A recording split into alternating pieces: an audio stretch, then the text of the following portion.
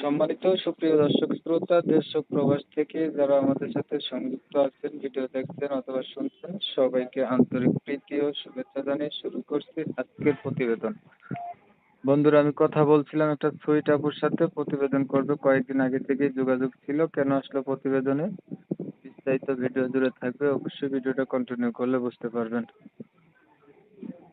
আসসালামু আলাইকুম। ওয়ালাইকুম সালাম। আসসালামু আলাইকুম। ওয়ালাইকুম আসসালাম। কেমন আছেন আপু? আপনি ভালো আছেন? জি, ভালো আছি। আপনি ভালো আছেন? ভালো আছি। আপু ভালো আছেন, ভালো থাকবেন, ভালো থাকাই কামনা করছি। তবে শুনতে চাচ্ছিলাম প্রতিবেদনে কেন আসছেন? প্রতিবেদনে আসছি একটা মনের মানুষের জন্য বিয়ে শাদী বসবো।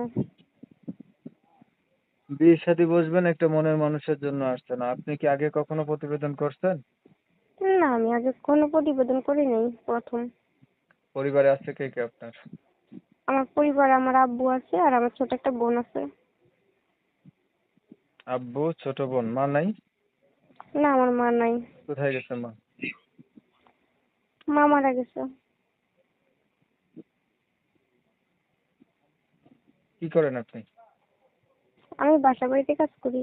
আপনার বয়স কত? আমার বয়স এখন 19। ছবি যেটা পাঠাইছেন এটা কার আপনার? হ্যাঁ, এটা আমার। ধরেন একটা মনের মতো মানুষ পাইলেন, আপনার তো বিয়ে হয় নাই এখনো, না? এখন না, আমার মানুষ, এখনো বিয়ে হয়নি। মানুষ যাকে পাইলেন সে হচ্ছে আপনার দায়িত্ব নিল, আপনার পাশে থাকলো, কিন্তু তার হচ্ছে বয়স বেশি হলো, আগে বিয়ে করছে, এমন হইলো, তখন আপনি কি করবেন? তো আমি কি করবো? যদি সে আমার বিয়ে শাদী করে তাহলে আমি বিয়ে শাদী বসবো, তার সাথে সংসার করবো। ঠিক আছে, আপনার বিষয়টা আমি ক্লিয়ার করে দিচ্ছি। প্রিয় দর্শক শ্রোতা, শুনছিলেন আমি কথা বলছিলাম, এই যে আপুটা প্রতিবেদনে আসছে মনের মতো একটা মানুষ চাচ্ছে। আমি হচ্ছে কমিউনিটি গাইডলাইনের কারণে আপুটির নাম ঠিকানা নিতে পারতেছি না, এর জন্য দুঃখিত।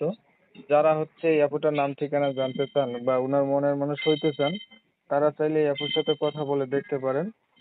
ওনার নাম্বার আমি ভিডিওর স্ক্রিনে দিয়ে রাখছি। আপনারা হচ্ছে অনেক সময় নিয়ে আমার পাশে থাইকে আমার চ্যানেলে ভিডিও দেখছেন। ধন্যবাদ সবাইকে। সবাই ভালো থাকবেন, সুস্থ থাকবেন। আল্লাহ হাফেজ।